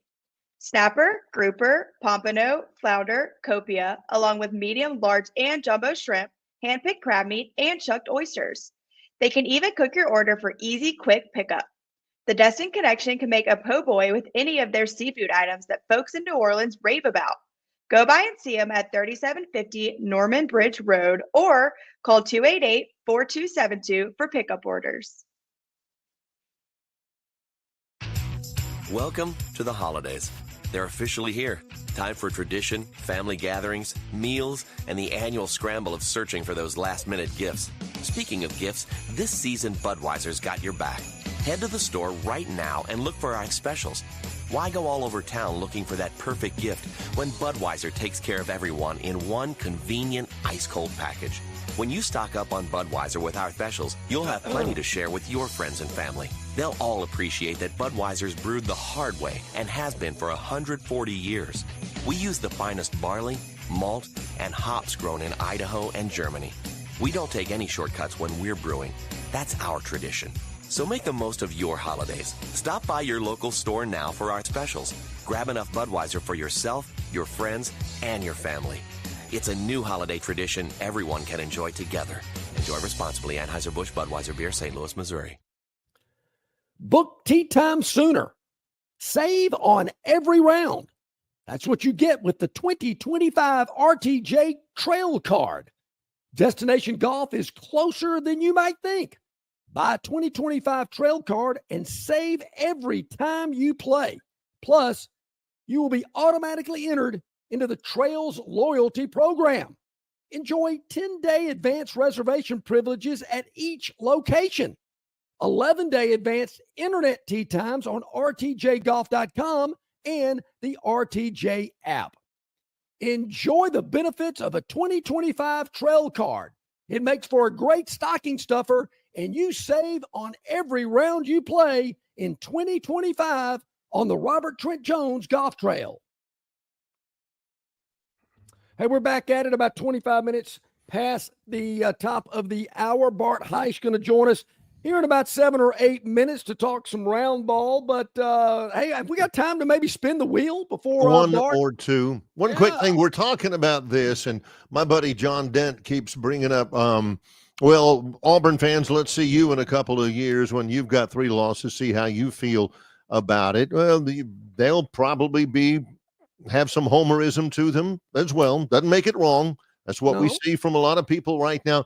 And Robbie keeps bringing up strength of schedule. I understand. I get it. Rodney brought up a very good point about strength of schedule on Alabama's resume and the number of top 25 wins they've got.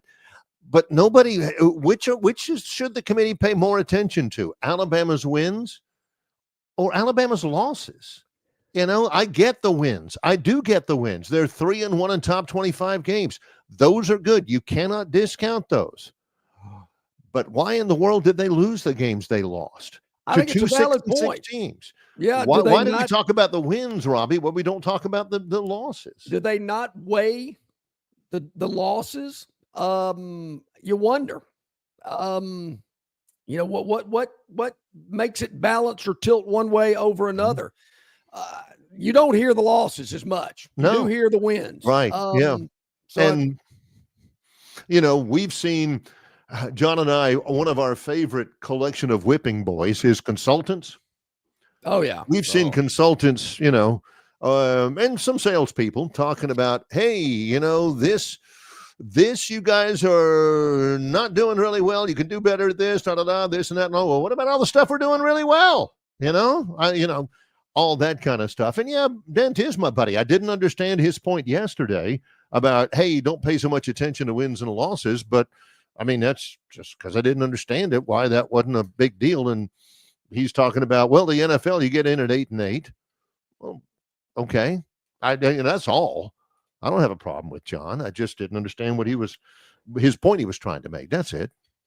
Dewey, I don't know if Rodney says we didn't want him anyway, talking about the recruits from the state of Alabama. But yeah, it's basically what he was saying. I mean, that's what you're reading on Tider Insider. Overrated, didn't want him, you know, didn't need him.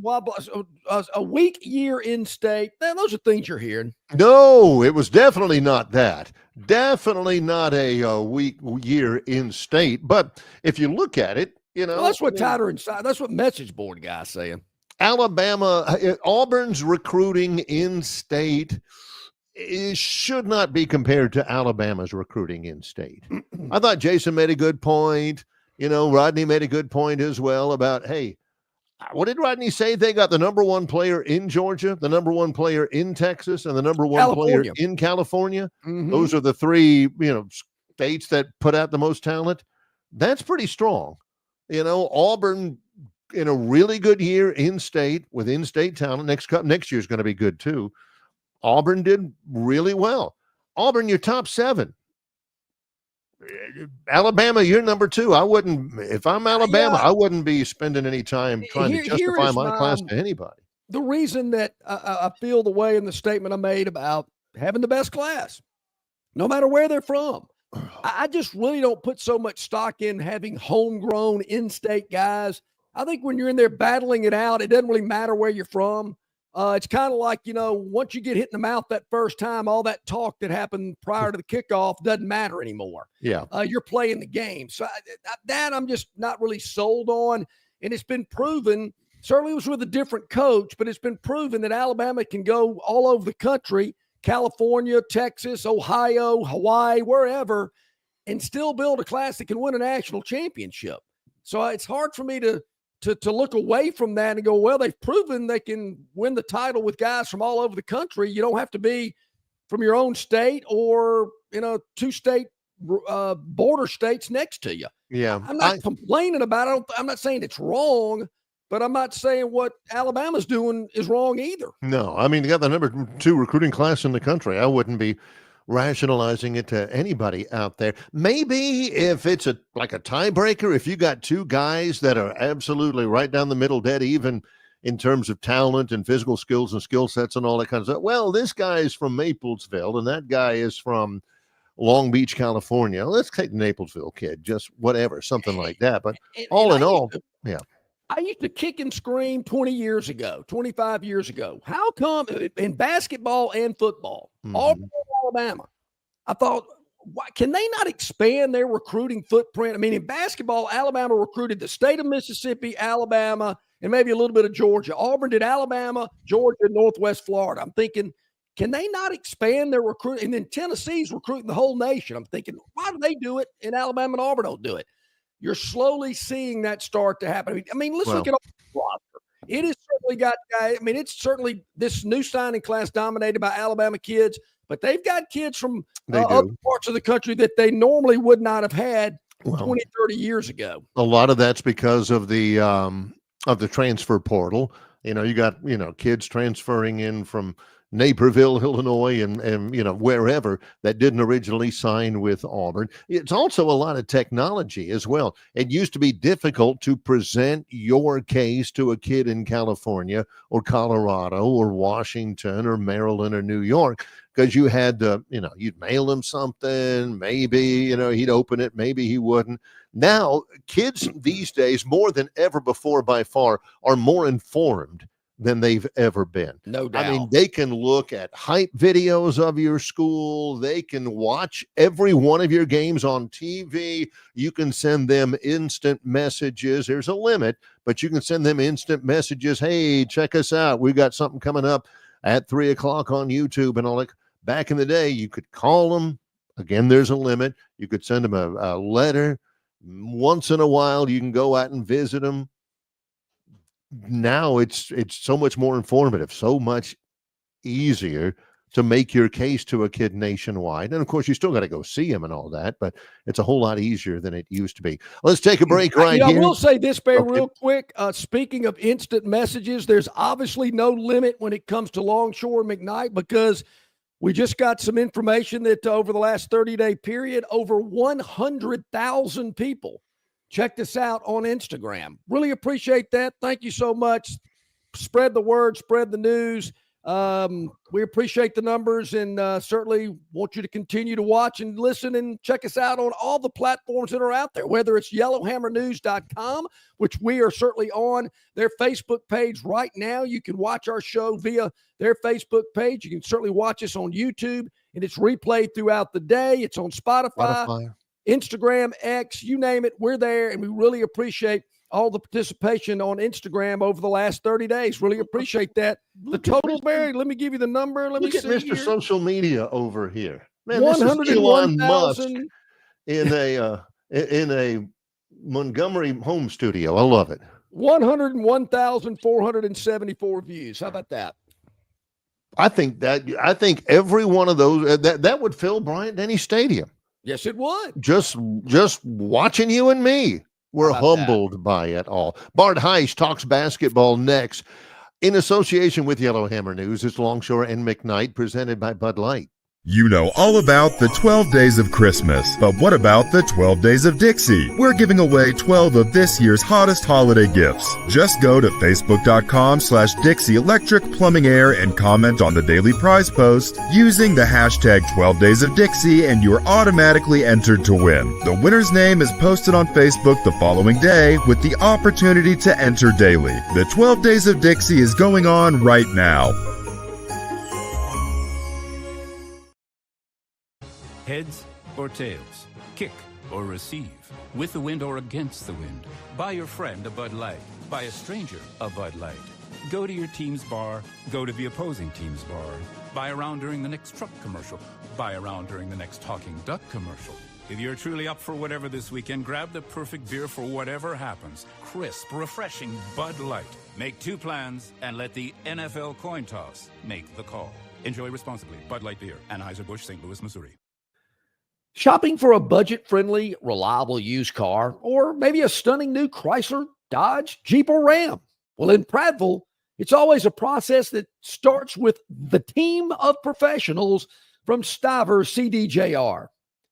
Thanks to years of experience helping others in the local community enjoy premium service, low prices, and access to a wealth of amazing new and used cars, it's safe to say that Stiver's Chrysler Dodge Jeep Ram is the name to beat in Prattville.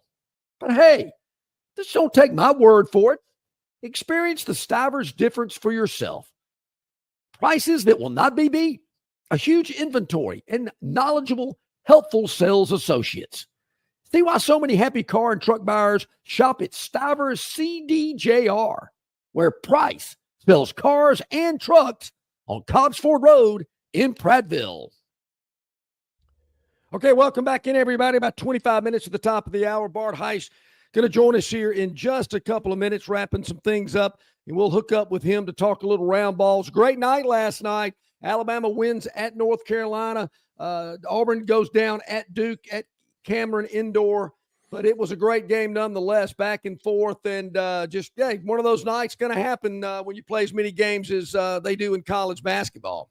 It was great to just watch that game. If you didn't have any vibe to it or any attachment there, it's just good basketball, and that's the biggest benefit of it all around the nation. People are looking at it because it's Duke. People are looking at it because it's North Carolina. You're going to see all of that. But, man, they're looking, and for a lot of them, it may be one of the first times they've kind of started paying attention to basketball after the regular season's over. And they're looking around thinking, who in the world is this Alabama team? Yeah. Holy smokes. Maybe they forgot that Alabama went to the Final Four last year. I know somebody who does that every once in a while. Okay, Maybe they forgot that Alabama's beaten North Carolina, I think, 4 times in a row, 3 times out of the last 4.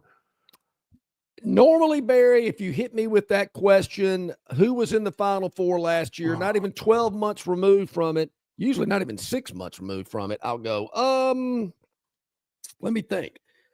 I can tell you, Alabama played UConn and got beat in the Final Four. I cannot remember who the other 2 teams were. And UConn ended up winning the national championship for the second year. John knew that, right? I did know that. John knew that. Yeah. The other 2 teams. One of the other one's easy to me because they had the 7'4" Canadian center. Purdue. That was Purdue. Okay. And the other one, I remember this because they had a guy on their team named Derek Burns who was about 6'7" and weighed about 320. And they couldn't. This is North Carolina State last year. Any bells? Any? Derek Burns was built like a defensive tackle. Yep, I remember Big Boy. Yep, I do remember that guy. But so there you go. I could have sat here all day and not thought of NC State. The NC State's the outlier because I remember Purdue. Of course, I remember Alabama, and I remember the champion. But anyway, the point is. Do you recall what NC State, what seed they were going into the tournament? I don't. I can look it up. 8 or 9 seed, I'm thinking. Yeah, they weren't great. Yeah. NC State won. Didn't they win their last 10 games or something to get in the tournament? They were hot. They were hot. Okay. See, it's all coming back to me now. Okay. Yeah. But anyway, so, maybe you forgot, that Auburn made the Final Four in 2019. That Auburn-Duke game may be as good of a basketball game as you'll see all year. Oh, yeah. It was awesome. Yeah. It was fantastic. So, and I don't disagree with Curtis. Curtis says Duke gets to be physical. Auburn doesn't. That's the difference in that game. The referees, I don't ever really spend Curtis, time on I'm with you. I noticed that too. And I've been on this tangent for a long time. I don't want the college game to turn, exactly like the NBA. I can't say I'd be opposed to it because I do like the NBA. You know why? They don't blow the whistle. Now, yeah, they can get a little more physical than we're used to, and you can maybe see a blatant foul that they don't call, but I don't really have a problem with it. I mean, it's John ain't watching it to see free throws. No. And it's like back in the day when you're playing 3-on-3 in the back of the frat house. Hey, man, unless I see blood, there's no foul. Now, I don't want to go to that extreme, but can we please swallow the whistle in college basketball a little bit? Let these guys play. I can't stand the NBA anymore. It's the same reason why I'm down on Major League Baseball right now. Everything in Major League Baseball, home run, strikeout, home run, strikeout. Yeah. There's not enough going on. The reason why, if you watch the NBA, all it is anymore is a 3-point shooting contest. Yeah. I mean, you got a guy running in for a layup or a dunk in the NBA, and he kicks it back out for a guy to take a three. I mean, that's all. What do we do to get somebody open? You never dump it down to the big man anymore and let him shoot the sky hook or the dream shake or any. It's all a 3-point shooting contest and snore fest. Last night, Auburn took 25 threes. Duke took 22. That's 47 3-pointers. Yep. And now Duke was making a ton of them. I think you're missing one of the key elements of why I like the NBA. And you just hit on some key points. What? But they don't play defense either. Something I never did. Defense. Yeah. What do you mean defense? I want the ball back. I just don't want the college game, like last night was very fit. I just don't want the college game to ever devolve into being as physical as church league. I can't have that. I can't just swallow the whistle a little bit more. I mean, that youth minister over there, when he gives you the song leaders over there talking trash to you and saying, it can get a little. Right. It's a little chirpy out there. Now, let me tell you a guy that did play defense. He wore number 22 for the Bulldogs of Mississippi State on their Final Four team. He is our resident college basketball expert, Bart Heiss, joining us again this year. Bart, man, I hope you're doing well, and thanks for joining us here again with Longshore and McKnight. All right. Yeah, we got you. All right, good. Sorry, this. You get me on some new technology. I must be getting a little bit older. I couldn't get the StreamYard in going this morning. My bad. But I'm great. And John, I'd like to see that film where you have seen me playing defense. I would love if you can find that film. Short clips. I've got short little snippets. I've got a bunch of people I want to show that to. Yeah, I mean we're two of a kind, Bart. I mean, just give me the ball back. I ain't got time to play defense. Yeah, it's okay if you get a bucket. Couple of it means I get the ball back faster. Couple of things I want to hit you real quick. Number one, SEC absolutely dominated the ACC 15-2, led by what ended up being a 33-point win by the Bulldogs against number 18 Pittsburgh yesterday. How about that? Yeah, you talk about regrouping and turning around hitting somebody in the mouth. I mean, my boys came out to play last night, and state plays like that, they'll beat a lot of people, but the league, the SEC is the deepest it's ever been. I mean, it is so deep. And I actually went out to Arizona over the holidays and watched Mississippi State play. And something I noticed, Barry, you've probably seen this before in a lot of the games you do with Troy and some of these tournaments, the back-to-back night, when you haven't done it yet and you play, a second consecutive night, that's tough on teams. South Alabama lost to Western Illinois and gave up like 15 threes a couple of weeks ago. And Mississippi State, Butler made a ton of shots, but those shots were open looks. So I was really frustrated after that state game in Arizona because I was like, that just didn't really look like us. Well, I woke up this morning feeling a little bit better because last night was – and, hey, shout out to the Mississippi State students. They packed that hump student side and filled it over unlike it's been done in probably 15 years, guys. Man, that's exciting. It's a big Glad deal. to hear that. Yeah, that is good. And I love the fact, Bart, I didn't have a problem with the SEC Big 12, but I like this ACC hookup. The ACC's thinking they're the big bad basketball conference, and the SEC, what did you say, Barry? Won 14 out of 14 and 2. Wow. 9-1 and 5-1. Now, I think Alabama's win. Anytime you go to the Smith Center, I spent a lot of time there as a kid. That's actually the same spot that Michael Jordan taught me triple threat where LeBaron Fallon and Mark Sears and the boys were just going crazy last night. Why is that not in your Twitter bio? It needs that ought to be top line right there. But Barry, there's so much. We have to eliminate some things, and upset some peoples, and you know how it goes. But the domination, you could probably use, if there's words stronger than that. Florida's really good. They are really, really, really good. Alabama is really, really good. Auburn is elite.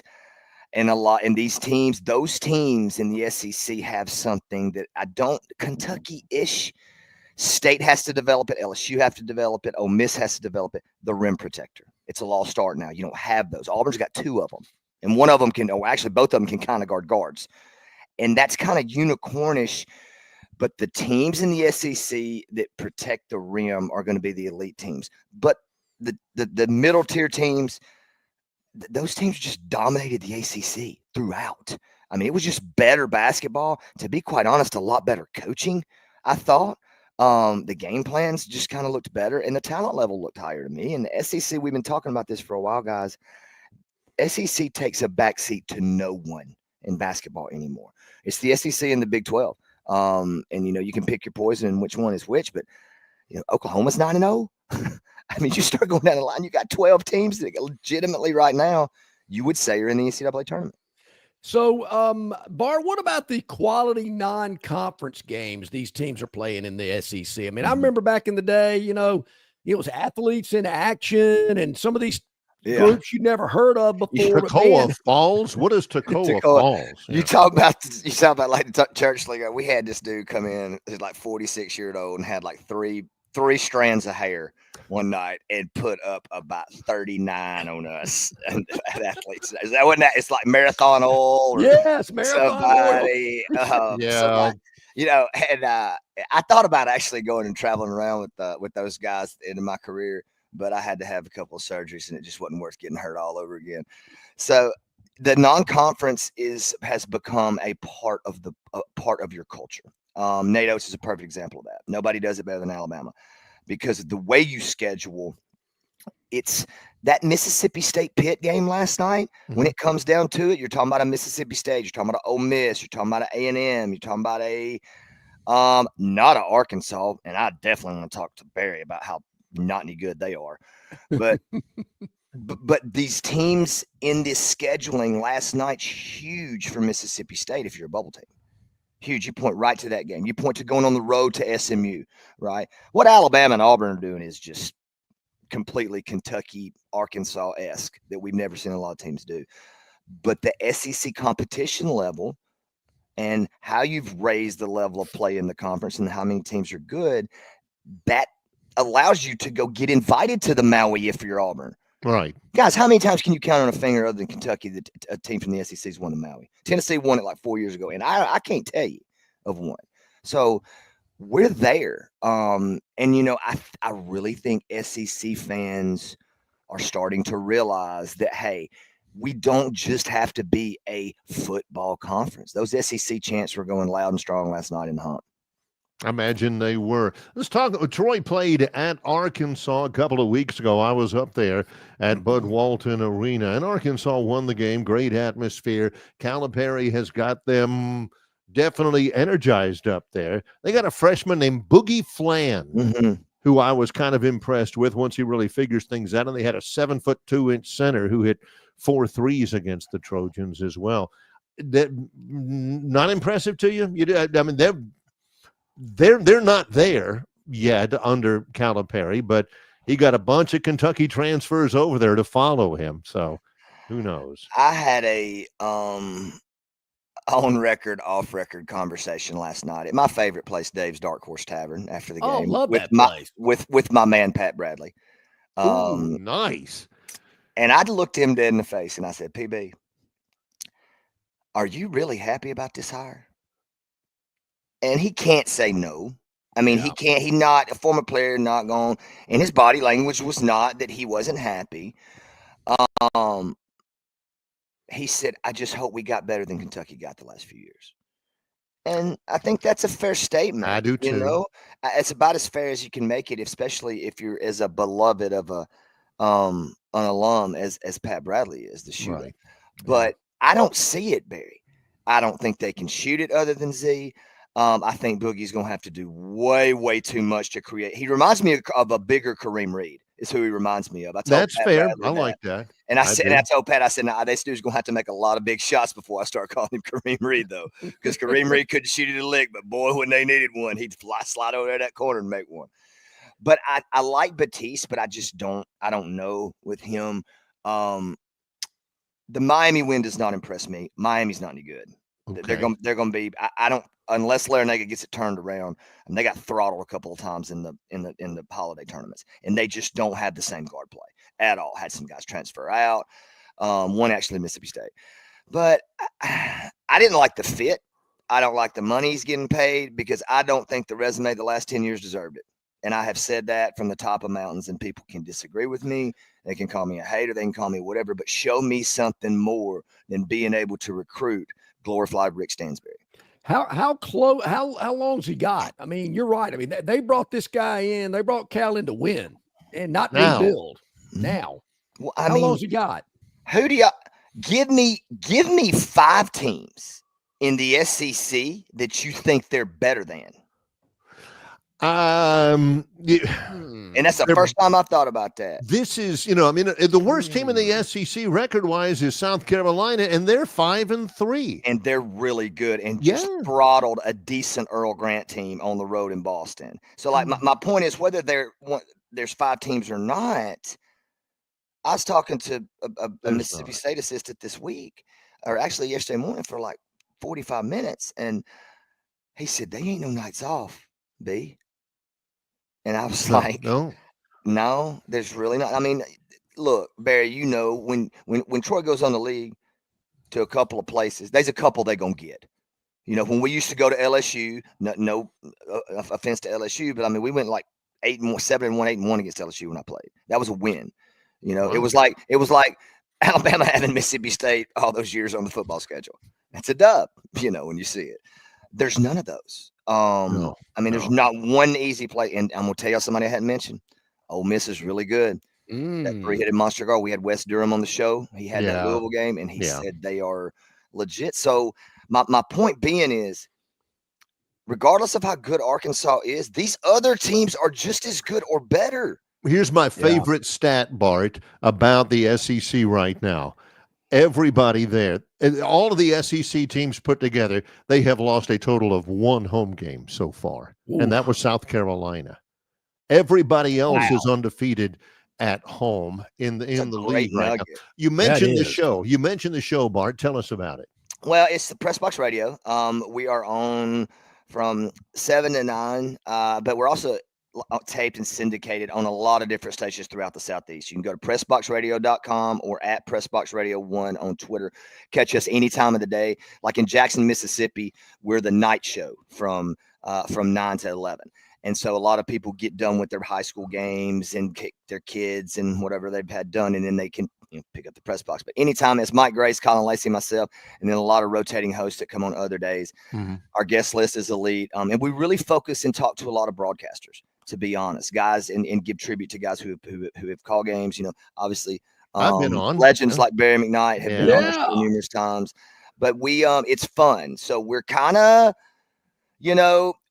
going, we'll mix some Jesus in there, of course, but we don't do the politics. So we're trying to go after a lot of them Rick and Bubba's that don't that don't want to talk politics. So it's fun though, and I enjoy it. And 3 days a week's a perfect speed for me. Let me ask you this, Bart. When I start hearing my phone ding at about 9:15 on a weeknight, and I look at it, it goes, you got to check out Colorado State at Fresno. Man, this game's blowing up. We need that. Yeah. Who are some of these out of the league teams I got to keep an eye on? Well, I haven't really dove in and paid a ton of attention to what's going on. I'm just getting into my South Alabama. I'm anxious about the game this weekend, actually, that I'm doing, South Alabama, Jacksonville State. I think that's a neat game to do. Now, I do like Grand Canyon again. I've always been on that Grand Canyon ticket, but Bryce can play, and I was out in Arizona hearing some really, really good things about them. I had there was a team that's fun to watch now, and they beat South the other night, and I think they're picked second in their league with Arkansas Little Rock. Right? Is that Western Illinois league? I think the OVC. Yeah, the OVC. Arkansas Little Rock got out of the Sun Belt, got there. All right, Western Illinois made about 19 threes the other night against South, and they were shooting it from in their pick second in that league. The Leathernecks. The absolute Leathernecks. And the whole time I didn't know what a Leatherneck was, so I tried to stay away from it. Hey. But I really enjoyed watching them. South's a fun watch. And other than that, man, I just haven't really. Obviously, Bucky in Sanford. I don't think their start has been exactly what he wants, but I'll tell you, it's about that time though for those dings to start happening, John. You'll have one by the end of the week. There you go. That's for sure. Yeah, I look forward to it. You better believe it. Appreciate you, Bart. Man, always, no doubt about it. Looking forward to having you on throughout the basketball season. Soon as we get this football over with, Bart, I know we'll have a lot more to talk about, but we'll really appreciate your time and look forward to touching base with you again soon. Well, guys, I'm so happy for y'all on the excellent show. Looks great. Y'all look great. Barry, the Christmas tree looks great. John, the Roll Tide behind you, of course. Hey, you see my Santa Claus back there? That's all I've pulled out yet. Yeah. Oh, that's a pretty good one. But hey, at least you're making an effort, John. There you go. Well, the wife brought this in. She got her lip poked out when Barry said Barry's wife put up a Christmas tree. She goes, "Oh, I can't believe it. I got to go get a tree now." That's all I got. Appreciate you, Bart. Thanks a lot. The best, guys. See you soon. All right, Thank you, buddy. Bart Heisch, our resident college basketball expert, joining us here today. Number 22 for the Mississippi State Bulldogs Final Four team. Quick break. Wrap it up in a moment. Longshore and McKnight presented by Bud Light. The Victoryland Casino 8 Days of Giveaways is going on now. The more you visit, the more chances you have to win. We're giving away $125,000 in free play and cash. That's right. Victoryland Casino is giving away $125,000 in free play and cash. Come play the latest and greatest games featuring exciting bonuses and huge jackpots. There's always more ways to win at Victoryland Casino off I-85 exit 22, Shorter, Alabama. Must be 21 or older. Must be present to win. Shopping for a budget-friendly, reliable used car or a stunning new Chrysler, Dodge, Jeep, or Ram in Prattville is a process that should always start with your team of professionals on your side. Thanks to years of experience helping others in the local community enjoy premium service, low prices, and access to a wealth of amazing new and used cars, it is safe to say that Stivers Chrysler, Dodge, Jeep, Ram is the name to beat in Prattville. But don't just take my word for it. Experience the Stivers difference for yourself. Prices that will not be beat, a huge inventory, and knowledgeable, helpful sales associates.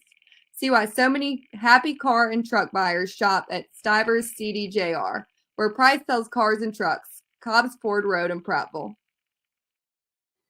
Heads or tails, kick or receive, with the wind or against the wind. Buy your friend a Bud Light, buy a stranger a Bud Light. Go to your team's bar, go to the opposing team's bar. Buy around during the next truck commercial. Buy around during the next talking duck commercial. If you're truly up for whatever this weekend, grab the perfect beer for whatever happens. Crisp, refreshing Bud Light. Make two plans and let the NFL coin toss make the call. Enjoy responsibly. Bud Light Beer, Anheuser-Busch, St. Louis, Missouri. Local banking expertise, the newest innovations and technology, personal attention, genuine hospitality. It's all just part of the Riverbank and Trust difference. They invite you to experience it for yourself. Welcome to banking above and beyond at River Bank and Trust. Locations throughout the River region, locations throughout the state of Alabama. River Bank and Trust.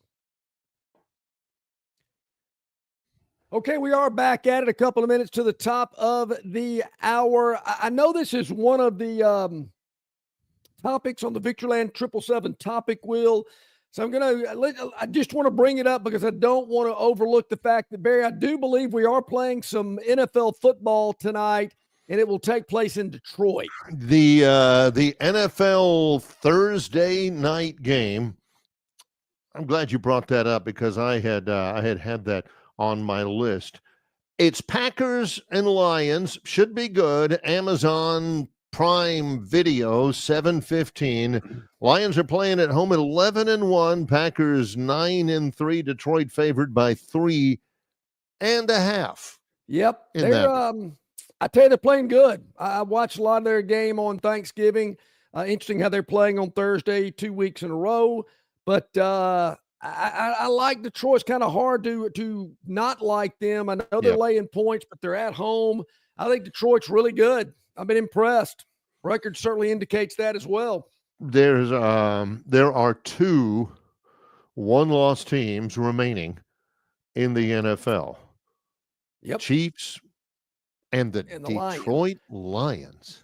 So we're into week 14. Will Mac Jones finish out the season for the Jags? Yeah, he's going to start against the Titans on Sunday. Trevor Lawrence was put on the injured reserve yesterday, which, he's also got the bad shoulder and everything. So, yeah, I would be thunderstruck if Trevor Lawrence is done, plays another down. He's done this year. So, I mean, Mac Jones here on out. The Titans are a team the Jags should be able to beat. I don't know who else is remaining on the Jags schedule, but if they go undefeated under Mac Jones, what kind of conversation is that going to start? I don't think we're going to have to worry about it. It's a nice question. It's a good talking point, but that ain't happening. They ain't beating the Titans this weekend. Wow, man. All right, tomorrow we're at Stivers Ford where Price sells cars right here in Montgomery. Looking forward to being there broadcasting live indoors in the showroom. Going to be cold tomorrow, so I'm glad we're indoors there at Stivers Ford in Montgomery. We'll also check in with Lee Sterling, get his thoughts about the conference championship games coming up this weekend. I believe the Phantom's going to drop by as well. And our man Ralph Michaels from Wager Talk and the Gold Sheet will get your thoughts and opinions about the the conference championship games tomorrow as well.